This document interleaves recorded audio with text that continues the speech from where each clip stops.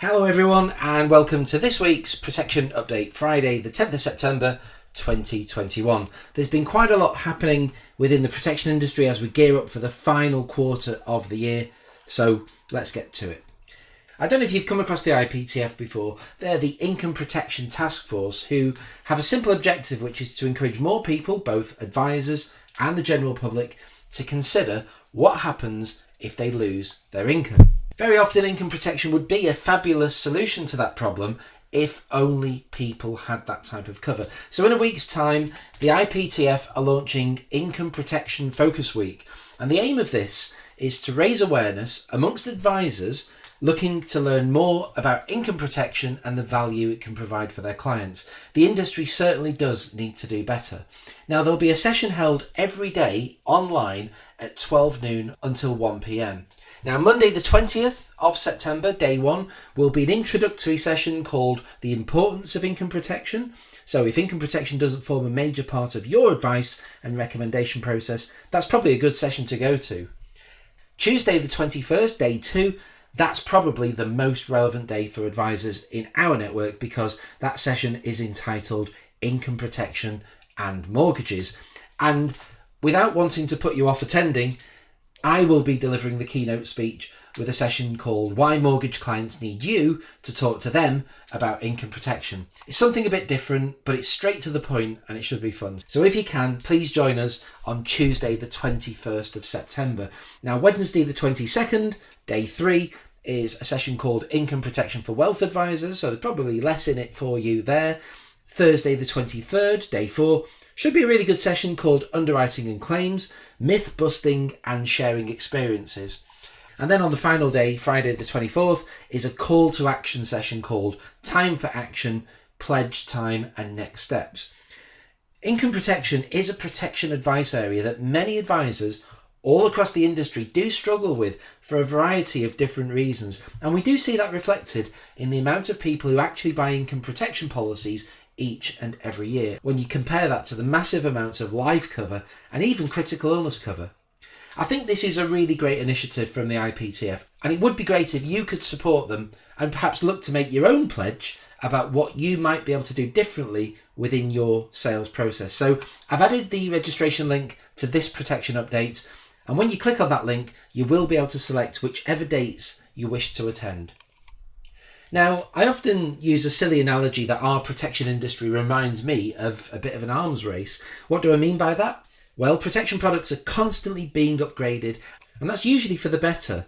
When we see a provider make a certain change to their proposition, that often sparks others into action, which typically results in better client outcomes. Well, this week we've seen Cirencester Friendly adding health benefits for income protection policyholders with a service that they call Your Halo. Let me read from their press release. It says, it offers members access to advice and support from healthcare professionals, and the service will be offered via appointments that can be booked online or over the telephone, with these sessions delivered remotely. And for this, there is no additional cost. Policyholders will also be able to access the service at any time during the lifetime of their membership. Your Halo specialists include physiotherapists, sports therapists, nutritionalists, fitness experts and sleep experts. Members can also use this service to receive a biopsychosocial assessment to gain insights over their health, including biological, physiological and social factors. And the really good news is that Your Halo is available for both new but also existing clients. That gives you a really good reason to keep in touch with your clients who maybe already have Cirencester policies, because you can tell them about this great new added benefit. I've added a link to the page on the Cirencester webpage that gives you all the information that you need to know about what's available, along with the contact numbers if you need any further help.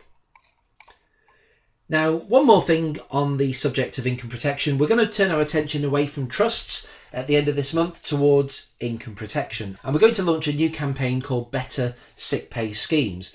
Now, we'll kick this off after the IPTF launch, and we're going to be looking at lots of sales ideas to help you put income protection firmly on the agenda. Now, we'll be running some online workshops that you'll be able to register for right away. Now, we've got 3 dates already in the diary, which are Monday the 27th of September, Wednesday the 29th of September, and then there's another workshop a bit further on down the line on Wednesday the 20th of October. Now these will all start at 10 o'clock in the morning and they'll run till 12 o'clock noon. And we've actually invited various providers to support these workshops, plus there'll be lots of content related to the campaign each Friday via my normal protection update. And one more thing, these will be CPDable events, so just click on the link in this week's protection update and you can start to register for these events. Now, as I mentioned trusts, we're nearly at the end of our series of how to write a protection policy into trust using whatever provider. And this week, we're going to take a look at the AIG process.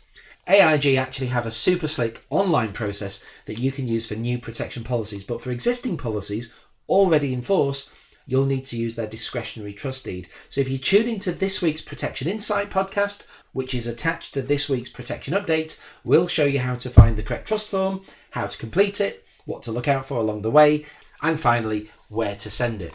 There's a link to that latest Protection Insight podcast with AIG on this protection update. But remember, if you click on that link, you'll also find all the previous podcasts in chronological order, which you can use for reference from all the other life companies.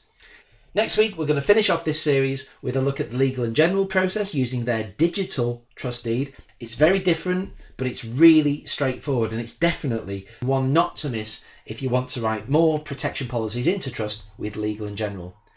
So that's it from me for another protection update. Have a great weekend, and I will see you soon.